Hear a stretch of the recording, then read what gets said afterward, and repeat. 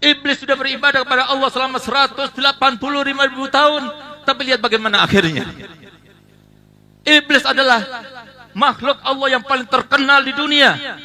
Tapi lihat bagaimana akhirnya. Ini sesuatu yang sangat menakutkan pada kita semuanya. Oleh karena Nabi Muhammad SAW memberikan kita modal, menunjukkan bagi kita semuanya punya modal. Apa itu? Yang pertama, siapa di antara kita yang menampik? Bahwasanya setiap di antara kita bisa membersihkan hatinya. Apakah membersihkan hati perlu uang? Apakah membersihkan hati perlu harus jadi orang kaya dulu? Apakah membersihkan hati harus menjadi Habib dulu? Apakah membersihkan hati harus menjadi orang alim dulu? Kesempatan bersihkan hati kita. Jangan ada iri, jangan ada dengki, apalagi benci kepada seorang pun daripada kaum muslimin. Jangan. Belum tentu yang kita benci itu justru bisa jadi kita yang dibenci oleh Allah Ta'ala. Jangan pernah memutuskan orang lain, memvonis orang lain. Sesungguhnya ibadah kita yang kita lakukan selama ini sama sekali tidak menambah sedikit pun daripada kemuliaan Allah. Sebagaimana maksiat yang dilakukan oleh mereka semuanya yang ahli maksiat tidak mengurangi sedikit pun daripada kemuliaan Allah. Allah tidak melihat semacam itu. Tapi Allah melihat bagaimana usaha kita, upaya kita di dalam 3 keadaan dan 3 kesempatan diberikan pada kita semuanya. Bersihkan hati kita. Bahkan Allah SWT di dalam Al-Quran, satu-satunya sebutan Allah terkait dengan akhirat bukan dengan mereka yang banyak sholatnya, bukan dengan mereka yang banyak sedekahnya, bukan dengan mereka yang banyak majlisnya, bukan dengan mereka yang banyak amal kebaikan apapun juga, tapi disebutkan yauma la yanfa'u malun wala banun illa man atallaha biqalbin. Ya Allah, jadikanlah kesempatan yang satu ini ya Allah, bersihkan hati kami. Ya Allah, hanya Engkau yang berikan hidayah. Bagaimana kami akan bersihkan hati kalau kami jauh daripada ulama? Ya Allah, jadikanlah kami termasuk yang faham, yang tahu sebagaimana Engkau yang memberikan anugerah yang besar kepada Syekh Muhammad Syarwani Abdan sehingga beliau menjadi orang yang besar. Kenapa? Karena dia tahu kepadamu ya Rabb, dan Engkau tahu kepadanya. Ya Allah, kenalilah kami sehingga kami bisa kenal kepadamu ya Rabb. Berapa banyak di antara kami tidak bisa melaksanakan sholat tahajud walaupun 1 malam. Kenapa? Karena Engkau tidak berkehendak ya Rabb. Berapa banyak di antara kita tidak kenal dengan Allah. Sudah diberikan harta yang begitu banyak, diberikan jabatan yang paling tinggi, diberikan kenikmatan yang banyak, enggak tahu juga bahwa yang memberikan itu semua adalah Allah.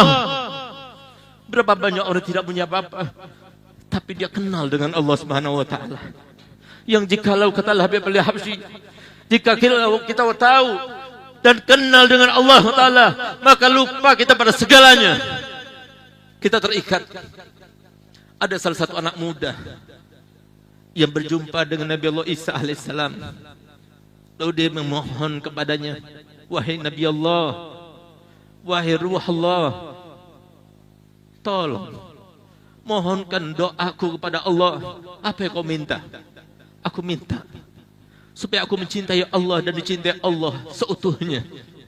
Apa kata beliau? Kau tidak mampu. Kau tidak mampu. Tapi aku doakan kau, semoga engkau diberikan oleh Allah Ta'ala untuk cinta kepada Allah 10%-nya saja. Subhanallah, setelah sekian tahun dia mendapatkan anak muda itu, maka dia itu hanya melihat ke atas, hanya berdoa kepada Allah. Dialah orang yang dikenal oleh Allah. Ya Allah, sehingga pantas kalau Nabi Muhammad SAW bersabda, kam ash'az akbar law aqsama 'ala Allah la barra. Berapa banyak di antara kita enggak dikenal, kalau dia datang kepada kita, kita tidak menggobresnya. Dia enggak punya harta, dia enggak kita hormati, tapi kalau dia bersumpah kepada Allah, Allah akan menepati semua sumpahnya. Ya Allah, alangkah malunya kita kalau ternyata orang semacam itu lebih kenal kepada Allah daripada kita yang diberikan anugerah yang banyak begitu melimpah dan banyak kepada kami. Ya Allah, ya Allah, bersihkan hati kami, berikan kesempatan untuk kami mengenalmu ya Allah. Yang kedua yang disampaikan oleh Nabi Muhammad, sehingga Nabi Muhammad mengatakan, gak usah banyak modal kalian, cukup kita punya Nabi Muhammad. Nabi Muhammad adalah sumbernya rahmat. Cukup kita punya Nabi Muhammad. Bahkan jangankan umat-umat yang dahulu, nabi-nabi, rasul-rasul yang dahulu. Mereka berdoa kepada Allah, merengek kepada Allah, memohon kepada Allah supaya menjadi salah satu daripada umatnya Nabi Muhammad. Kenapa? Karena tahu amal kita yang mana yang bisa diterima. Saya masih teringat saya punya abah berkata begini kepada saya, Segaf, kamu harus ingat, umur saya pada waktu itu umur 7 tahun sampai 11 tahun selalu diiyang-iyangkan, selalu diingat-ingatkan, Segaf, kamu harus berusaha bahwasanya diri kamu paling rendahnya orang di muka bumi, supaya kamu mudah untuk sampai kepada batas itu. Jawab pertanyaannya Abi. Jawab pertanyaan Abi sebagaimana ayah saya yang mungkin dia bertanya karena hidayah daripada Allah. Beliau bertanya karena dikenal oleh Allah dan dia kenal pada Allah. Saya akan bertanya kepada anda semuanya. Semoga saja dengan cara seperti itu bersambung dengan saya punya abah, sehingga bersambung dengan berkahnya, bersambung dengan Nabi Muhammad, dan kalau nanti bersama mereka semuanya. Amin ya rabbal alamin. Saya punya abah bertatap gini. Saya mau bertanya kepadamu. Jawab Abi. Segaf, kamu berani bersumpah? Ada satu kebaikan yang pernah kamu lakukan dulu sekarang pasti diterima Allah. Sebagaimana saya punya ayah bertanya kepada kami, sekarang saya mau bertanya kepada antum semuanya. Ada di antara antum yang berani bersumpah bahwasanya ada satu kebaikan saja yang pernah kita lakukan demi Allah sekarang pasti diterima oleh Allah? Enggak ada, ikhwani. Enggak ada. Lalu saya punya abah bertanya dengan pertanyaan kedua. Segaf, kau berani bersumpah? Ada dosa yang kamu lakukan dahulu, entah di depan orang maupun yang disembunyikan, disengaja maupun tidak disengaja. Sekarang ini kamu berani bersumpah bahwasanya pasti sudah dihapuskan oleh Allah Ta'ala. Sebagaimana saya punya abah bertanya, saya bertanya kepada antum, ada yang berani bersumpah? Ada dosa satu saja yang kita lakukan dulu. Kita adalah pendosa. Kita adalah zat manusia yang tidak tahu diri. Yang banyak di antara kita yang berdosa disangkanya Allah tidak melihat. Padahal Allah Ta'ala berfirman dalam Al-Qur'annya, apa yang kalian lakukan itu tidak akan dibiarkan. Innama yu'akhiruhum liyaumin tashkhasu fihil absar. Itu kami akhirkan sengaja. Untuk apa nanti mata-mata kalian akan terbelalak ketika kalian akan dikatakan kamu pernah main riba, kamu pernah durhaka sama orang tua, kamu pernah mengecilkan orang, kamu pernah memandang rendah orang, kamu pernah membenci orang, kamu pernah begini dan begitu. Di saat itulah dia akan mengatakan seperti yang dikatakan dulu ketika di dunia. Tidak ya Rabb. Di saat itulah Allah akan tampakkan buktinya. Di mana Allah Ta'ala dalam ayat yang lainnya Allah Ta'ala firman, yauma idzin tuhaddisu ahbaraha bi anna rabbaka awhalaha. Pada saat itu semua hari, semua saat, semua waktu, bahkan kulit kita yang sekarang ini apa katanya kita nanti tidak lagi. Wa qalu li juludihim lima syahidtum alaina qalu antaqana Allah allazi antaqa kulla syai'. Mereka berkata kepada kulitnya, kenapa engkau bersaksi tidak baik kepada aku?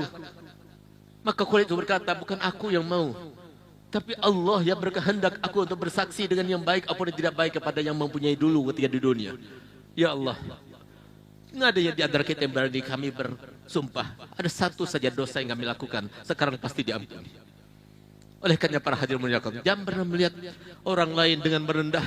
Oleh karenanya ada satu hal yang menjadi sebuah andalan bagi setiap aulia seperti mereka. Demi Allah, saya tidak pernah mendengar saya punya abah Habib Hasan Baharun maupun saya punya guru-guru yang sudah meninggal dunia, Al-Habib Bakar bin Ali Masyhur, Habib Ali Masyhur, yang dia itu merasa aman dan dia merasa yakin dengan satu amal kebaikannya. Tidak, tapi mereka semuanya pernah mengatakan bahwasanya selama di dalam hati ada rahmah, selama dalam hati ada rahmah, apapun yang bisa kita lakukan dengan rahmah, rahmah kepada keluarga, rahmah kepada anak yatim, rahmah kepada masakin, rahmah kepada umatnya Nabi Muhammad, rahmah kepada binatang. Kalau masih ada rahmah dalam hati kita, maka insya Allah kita akan mendapat rahmatnya Allah. Ar-Rahimuna yarhamuhumur rahman. Jadikan kita dalam posisi itu. Kita nggak punya modal banyak, kita nggak punya amal banyak.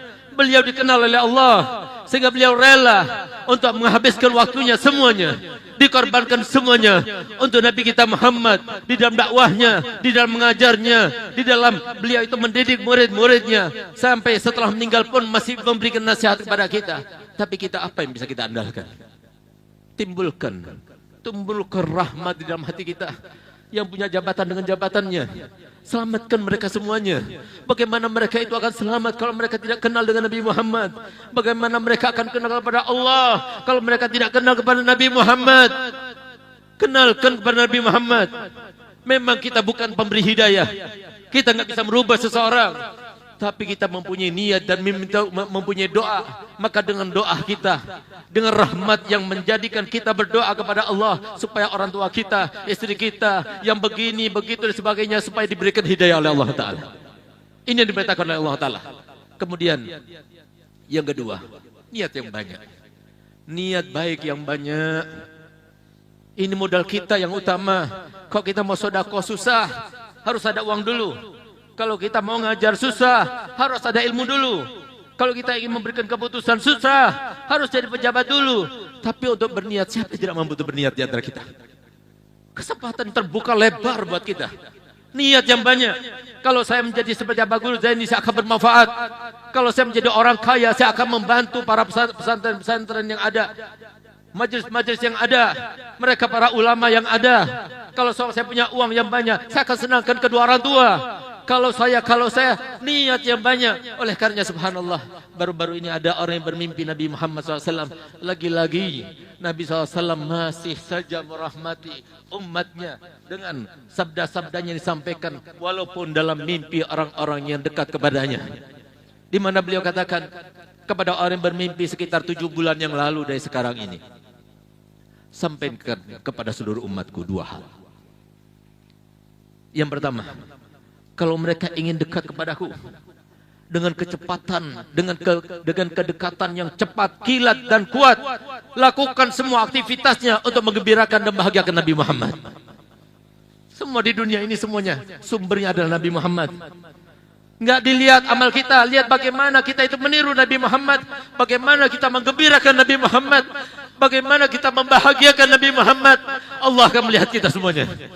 Tapi kalau kita diberikan modal, tapi modal kita tidak berguna untuk Nabi Muhammad, maka jangan berharap kita akan mendapatkan rahmatnya Allah, kita akan mendapatkan anugerahnya Allah. Itu yang pertama.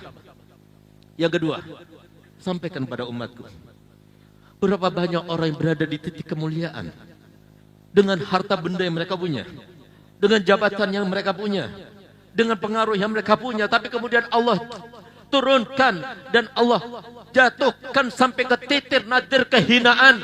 Itu salah satu sebabnya adalah satu daripada 3 hal. Yang pertama, sifat sombong. Jangan lagi, jangan kita sombong dengan apapun yang kita punya. Yang kita punya itu adalah titipan. Itu adalah Allah yang memberikan semuanya. Bahkan lihat bagaimana Nabi kita Muhammad yang mempunyai ilmu, bahkan semua orang yang mempunyai ilmu semuanya berangkatnya, diambilnya daripada sumber ilmu Nabi kita Muhammad SAW. Tapi beliau diperintahkan oleh Allah Ta'ala untuk berkata, subhanaka la ilma lana illa ma 'allamtana.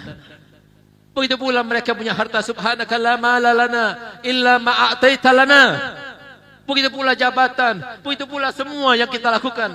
Bahkan saya selalu ingat, saya punya abah lagi-lagi berpesan kepada saya, ingat Segaf, kalau seumpama nanti di saat umur 7 tahun, 11 tahun, beliau sudah mengucapkannya kepada kami, padahal kami sendiri tidak pernah ikut abah saya untuk berdakwah sampai naik pesawat ataupun naik kapal lintas pulau, tidak pernah.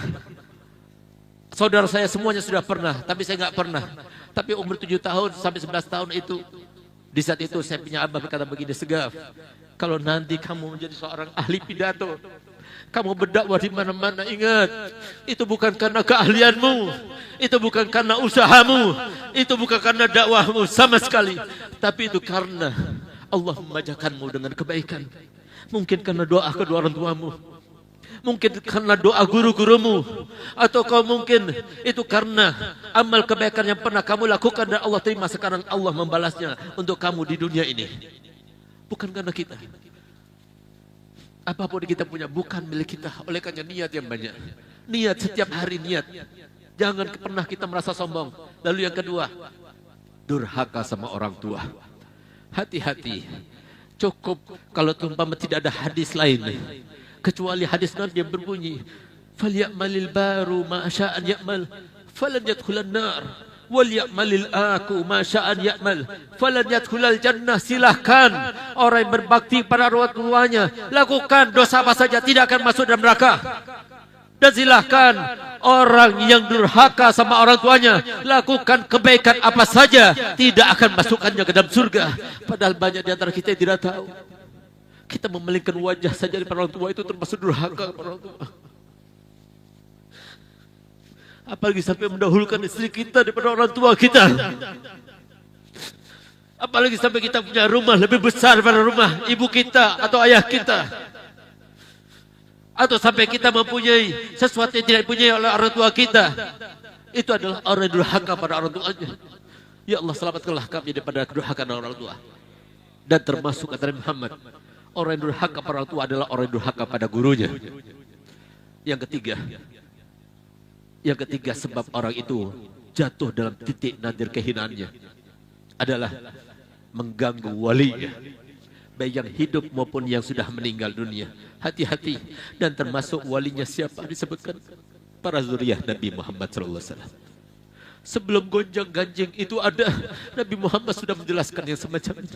Ya Allah, selamatkanlah kami ya Allah. Kami datang dengan banyak dosa ya Allah, terutama dosa kepada orang tua kami, yang mungkin banyak di antara kami sudah tidak mendapatkan orang tuanya. Ya Allah, kalau seandainya kami mendapatkan kedua orang tua kami, niscaya mereka akan merahmati kami dan iba kepada kami, mengampuni dosa-dosa kami, mengampuni kesalahan kami. Tapi mereka sekarang sudah tidak ada ya Allah. Ya Allah, rahmatilah mereka semuanya dalam kubur mereka ya Allah. Jadikanlah kami termasuk membayarkan hutang-hutang mereka ya Allah, melaksanakan wasiat-wasiat mereka ya Allah, menyambung silaturahmi mereka ya Allah, menghormati mereka yang dihormati oleh orang tua kita ya Allah, menyampaikan wasiat daripada orang tua kita ya Allah, sehingga walaupun orang tua kami meninggal dunia, kami terhitung sebagai orang berbakti pada orang tua kami ya Allah. Ya Allah, lain lagi dosa kami terkait dengan riba. Berapa banyak di antara kami yang meminjam uang di bank ya Allah. Sudah jelas itu diharamkan. Yang dikatakan Nabi Muhammad SAW, "Ar-riba bid'un wa sab'una baba wa adnahu misal ayati ar-rajulu ummah." Setiap riba dosanya itu banyak, besar dan banyak macamnya. Paling sedikitnya macam dosa riba, kata Nabi Muhammad, dosanya sama seperti berzina dengan ibunya sendiri. Ya Allah, berapa banyak di antara kami yang merendahkan orang lain dengan kata-katanya, padahal setiap kata-kata itu pasti akan dihisapnya dengan tudingannya, dengan gerak-geriknya. Ya Allah, berapa banyak di antara kami yang tidak menghormati dan memuliakan istri dan anak-anaknya, disangkanya ini adalah istriku, bawahanku, anak-anakku, padahal mereka nanti pertama kali akan memberikan kesaksian kepada kita. Ya Allah, sehingga yang disaksikan oleh mereka dengan kebaikan, pasti mereka baik dan pasti mereka lolos daripada hisapnya. Tapi yang disaksikan mereka yang tidak baik, dan pasti saat ini mereka yang diam, istri yang diam, suami juga yang diam karena istrinya. Tapi nanti dikala kita berada pada masa tidak lagi diam, dia akan berikan kesaksian. Di saat itulah Allah Ta'ala telah berkata dan berfirman kepada semua halayak di pada mahsyar, "Ana dhalim in lam antaqim ala dhalim." Aku adalah zat yang maha zalim. Kalau sekarang ini aku tidak balaskan setiap kezaliman yang pernah ada di dunia. Ya Allah, selamatkanlah kami daripada keluarga kami ya Allah. Jadikanlah kami termasuk yang paling dimuliakan keluarga kami.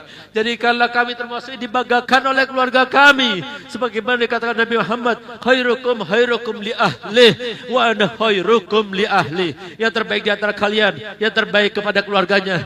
Ya Allah, jadikanlah kami suami terbaik bagi keluarga kami. Jadikanlah kami istri terbaik bagi keluarga kami. Jadikanlah kami orang tua terbaik bagi anak-anak kami. Jadikanlah kami adik terbaik kepada orang tua kami. Jadikanlah kami terbaik kepada saudara-saudara kami yang nantinya akan berikan kesaksian kepadamu ya Allah.